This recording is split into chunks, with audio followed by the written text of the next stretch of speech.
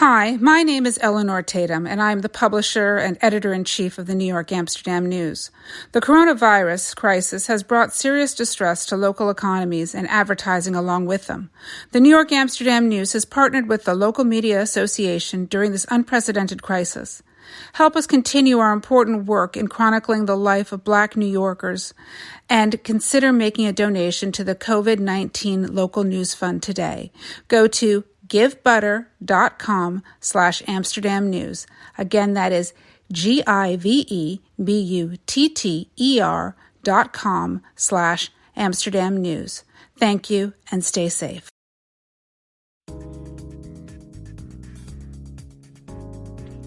It's Thursday, May 28th, and welcome to the New York Amsterdam News Podcast. I'm Cyril Josh Barker. We continue our coverage of the COVID-19 outbreak with a discussion on the role of caregivers during the coronavirus pandemic. We have a special report from journalist Brenika who will talk with us about her own experience working as a caregiver and why the work is so important.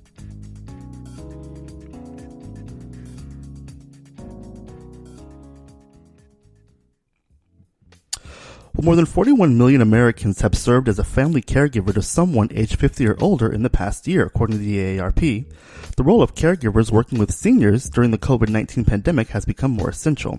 However, caregivers are not officially considered healthcare workers. They are a group with more than 2 million domestic workers in the United States. New York State's Department of Labor defines a domestic worker as someone who works in another person's home, which includes caring for the elderly at home. Caregivers of seniors face challenges similar to those healthcare workers employed in hospitals and nursing homes. And we welcome you to this episode of our podcast. And we're going to be having a special report from journalist Brenika Banks. And what I just read you was actually an excerpt from her story that is in the newspaper and online. You can check that out at amsterdamnews.com. And she's going to be talking with me further about her work being a caregiver during the COVID-19 pandemic. And I'm so excited that she's going to be talking about this very issue that's not really being discussed. Well, it is Thursday, and the paper did come out today, and we have several stories that I want to go over with you. On our front page, we have our continuing coverage of the incident in Central Park involving the white woman, Amy Cooper, who falsely called 911 on a black man. We spoke to several elected officials to find out what they think about what should happen next. Also on our front page is a story by Stefan Johnson about the police killing of black unarmed George Floyd in Minneapolis, where a white police officer was caught on cell phone video putting his knee on Floyd's neck, resulting in Floyd's death. The police officer has since been fired. However, residents want more action taken. I'm sure you've seen in the news, there's been a lot of uprising going on in Minneapolis, and we get into that a little further. Lastly, in our arts and entertainment section, we have Let's Stay In Together, which is a benefit supporting the Apollo Theater. It's a special musical event streaming on June 2nd at 7:30 p.m. Guest artists will be performing music from Apollo legends, including B.B. King, Patti LaBelle, and Stevie Wonder. And you can read all of those stories and more in the newspaper. Just go pick it up safely. You can also read them online at amsterdamnews.com. Well, one quick note I need to say is that we will now be doing the podcast once a week as opposed to twice. We're going to be doing it. New episodes will be produced on Thursday. And as you know, June is going to be a very active month with a lot of transition and recovery from COVID-19 as things around the city begin to open up. You know, I'm sure you've seen that the mayor, Bill de Blasio, is getting things together to start phased reopenings, and that includes our office. You know, a majority of our office has been working from home for the last couple of months, and we have to transition going back to work. And so we're only going to be doing the podcast. New episodes will now only be posted on Thursday. You can check that out on our website at amsterdamnews.com. You can also check out new episodes if you want on our new podcast website, amnewspodcast.com. Well, on this episode of the podcast, we're going to discuss the work of caregivers during the COVID-19 pandemic. Caregivers of seniors are facing challenges similar to those of healthcare workers employed in hospitals and nursing homes. Brenika Banks has this report. This is 72nd Street. Transfer is available to the 1 train. I am one of more than 2 million domestic workers in the United States heading to my Saturday overnight shift in Manhattan, New York. New York State's Department of Labor defines a domestic worker as someone who works in another person's home. Caring for an elderly person at home is included on that list. I am a patient care aide, also known as a caregiver. My job requires great compassion and patience, especially working with seniors.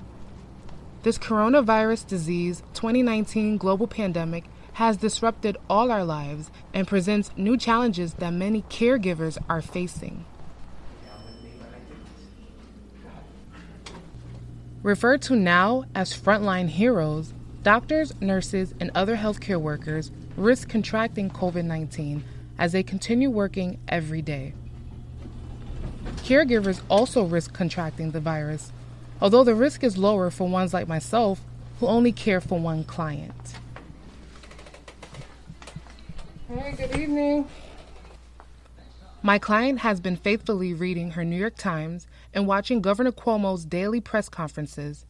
After arriving to her apartment, I speak with her about her anticipation to finally go back outside. How long is this going to go on? Well, it's looking good. Hopefully. Yeah. Like I said, we're going in the right direction by not increasing. So I would like to even walk up a block and come back. You know, yeah, just to be out. yeah. Be nice. In this new normal we are all forced to live in, our most vulnerable of the population need our care and love more than ever.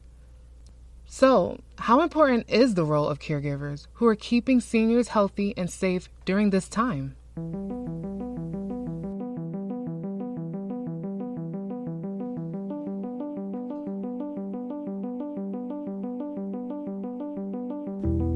I'm Brenika Banks, and this episode focuses on caregivers of seniors who are working during the COVID-19 pandemic.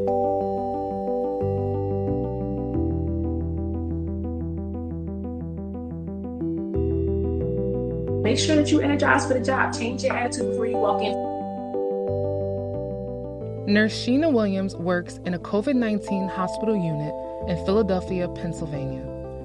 After helping my client get ready for bed, I tune into Sheena's Instagram Live video. She connects me to her live and speaks to me about the importance of making sure caregivers have the right energy to properly care for our seniors. If you're the only person that they're seeing today, see them with a smile. It's just really important that you give them that energy and that time and that patience.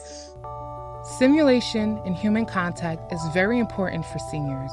They need a way to continue feeling connected to the world and people they know, especially during this pandemic.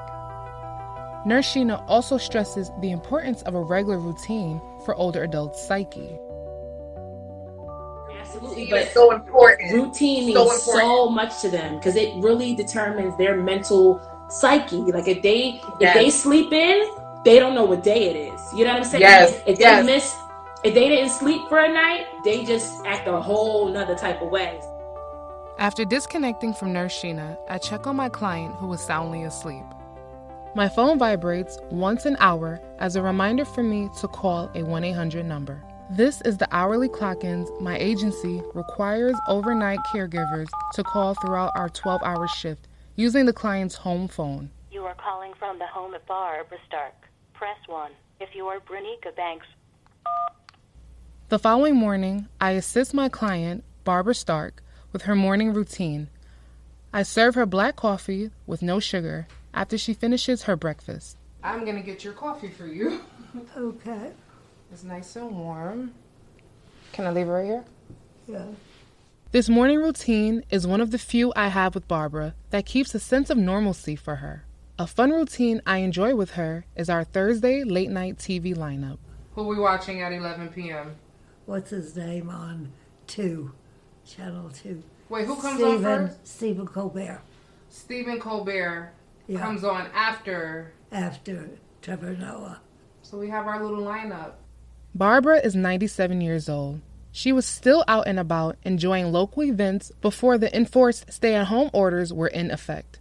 Her last outing was a play in the very beginning of March. After being home for 9 weeks in a row, she feels trapped.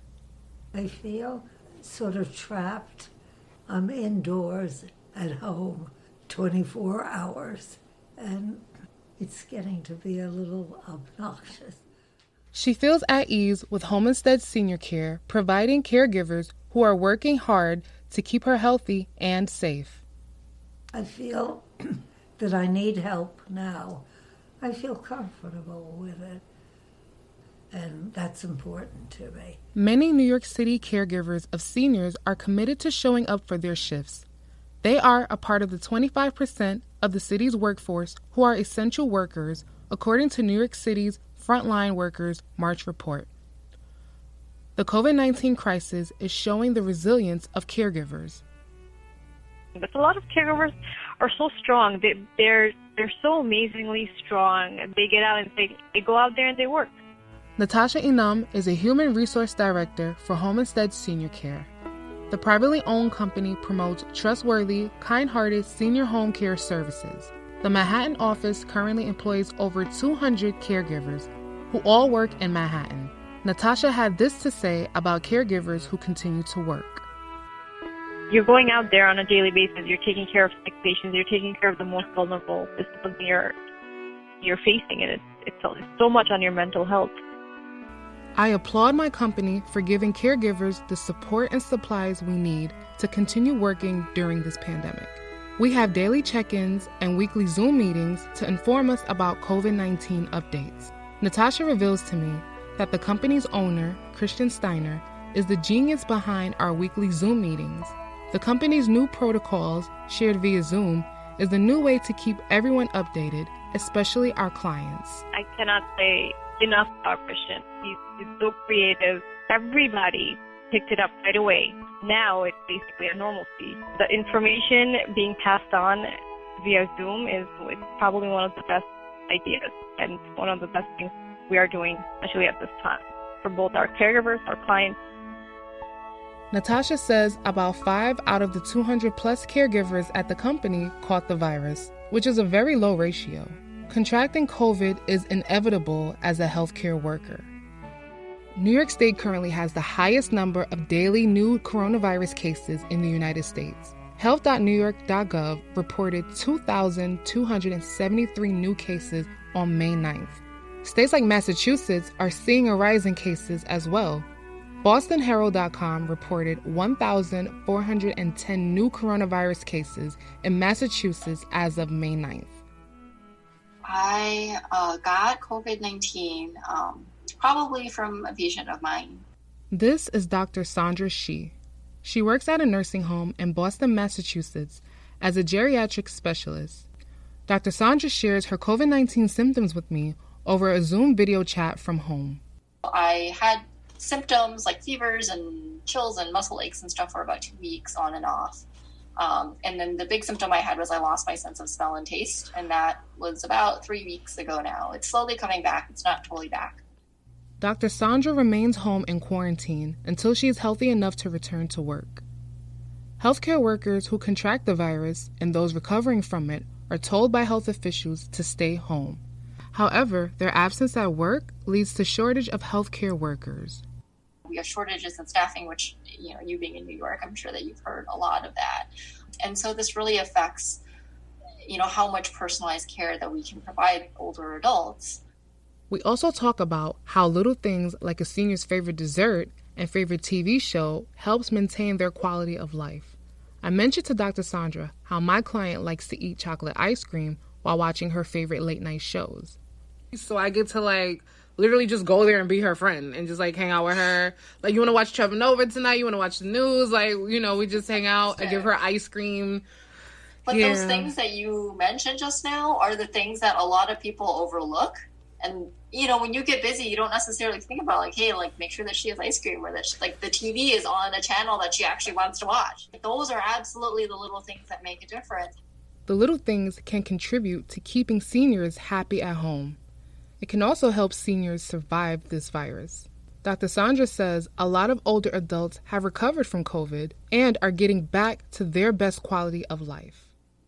We see people recover from this. There are a lot of people that are surviving and thriving and doing well. It's definitely not a death sentence for older adults. Health officials and workers are aware of asymptomatic patients.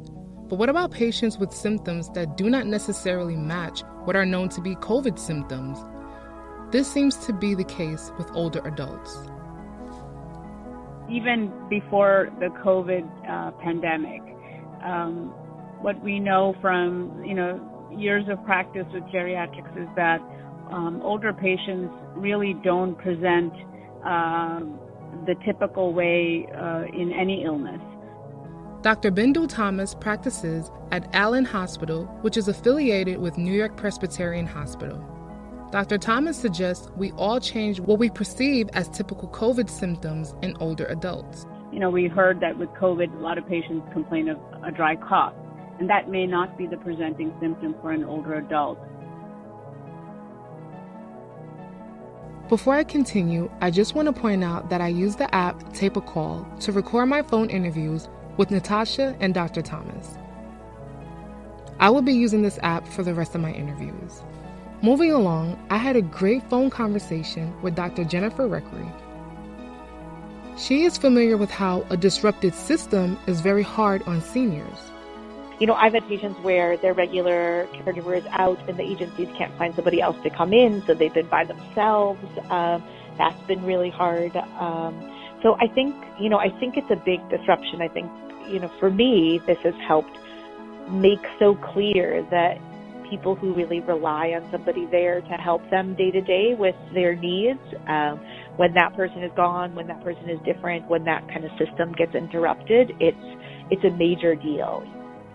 Dr. Jennifer, or Dr. Jenny as I like to call her, is a geriatrician that works with Mount Sinai Visiting Doctors Program. When I was looking up data for caregivers, I kept seeing data for unpaid caregivers.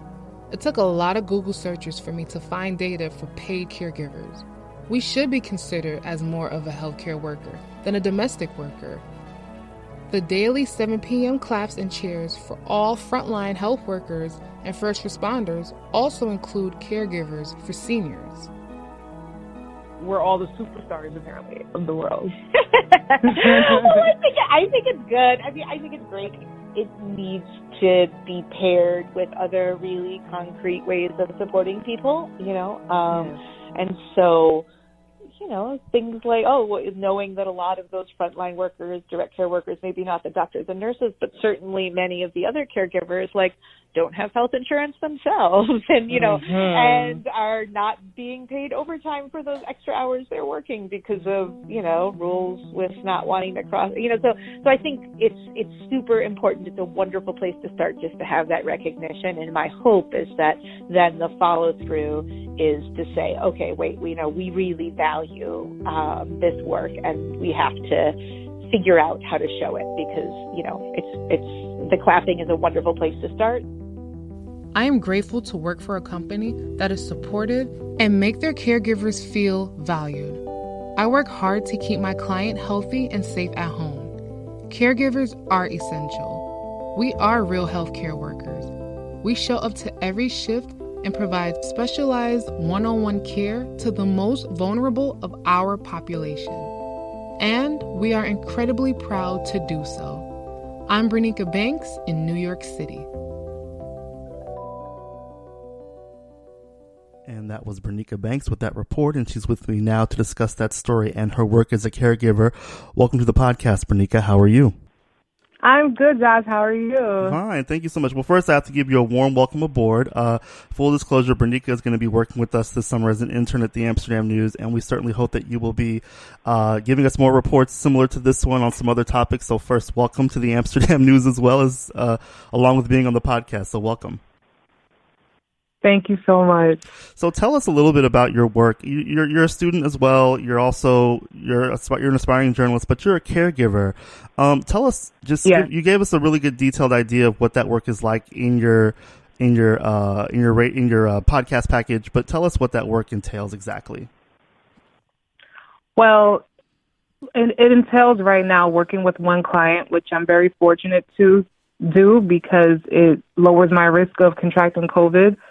But this is a very interesting time for me to be a caregiver while studying journalism because I get to have moments like this where both of my works collide and I can produce a story like this. So I'm just really happy that I was able to interview people from my job, like the H&R person and my client for the podcast story of it. And then for the article, I was able to talk to different specialists, geriatric specialists, to give me like really great insight on how to care for seniors and Just understanding that caregivers are not just domestic workers. We're not just there to make sure a person doesn't fall and clean their home.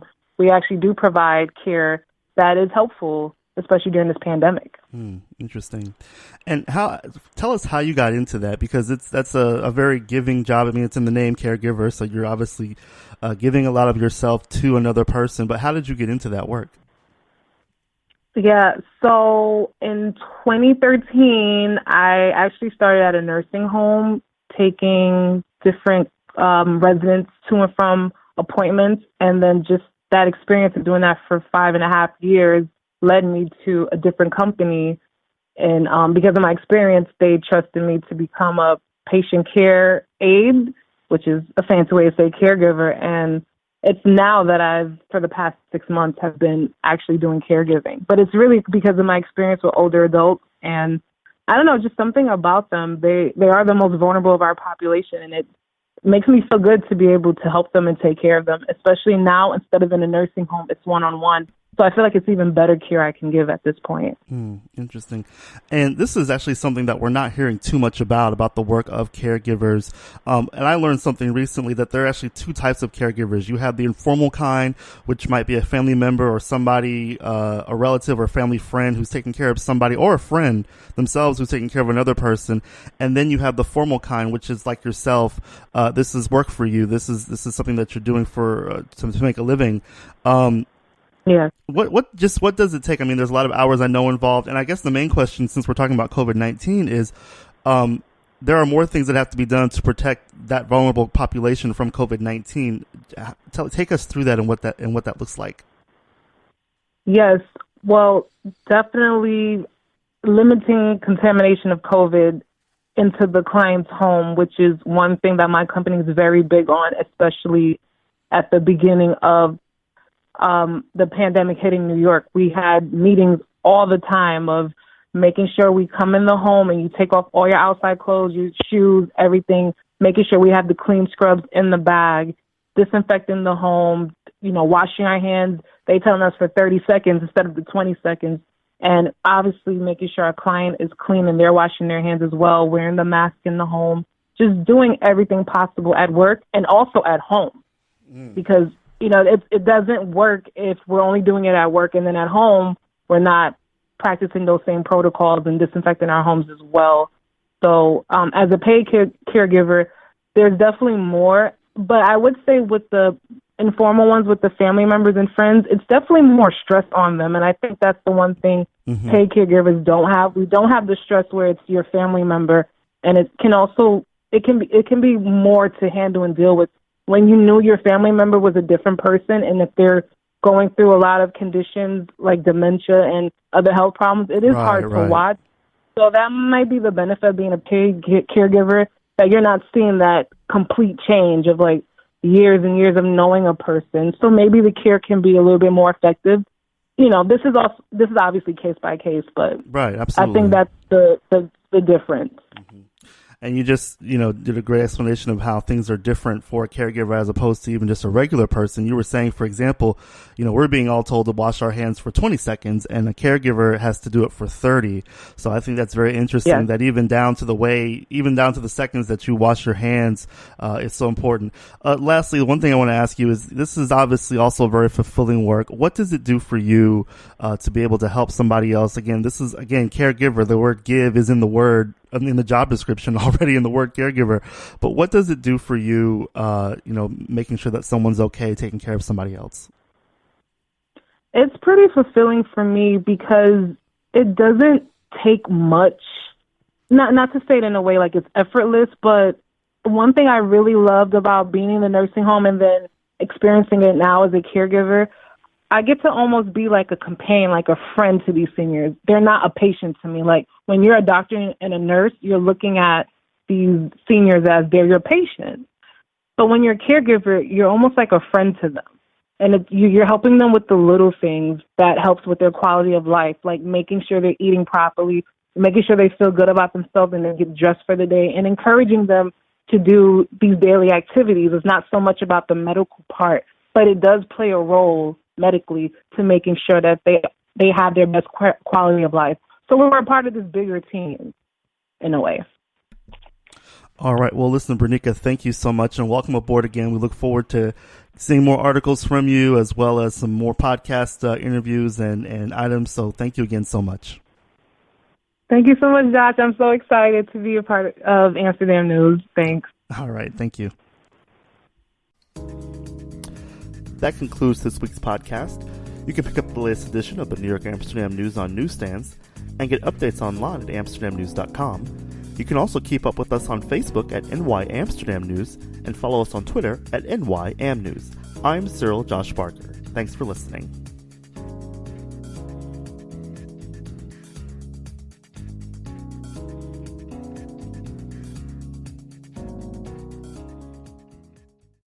Hi, my name is Eleanor Tatum, and I'm the publisher and editor-in-chief of the New York Amsterdam News. The coronavirus crisis has brought serious distress to local economies and advertising along with them. The New York Amsterdam News has partnered with the Local Media Association during this unprecedented crisis. Help us continue our important work in chronicling the life of Black New Yorkers and consider making a donation to the COVID-19 Local News Fund today. Go to givebutter.com/Amsterdam News. Again, that is GIVEBUTTER.com/Amsterdam News. Thank you and stay safe.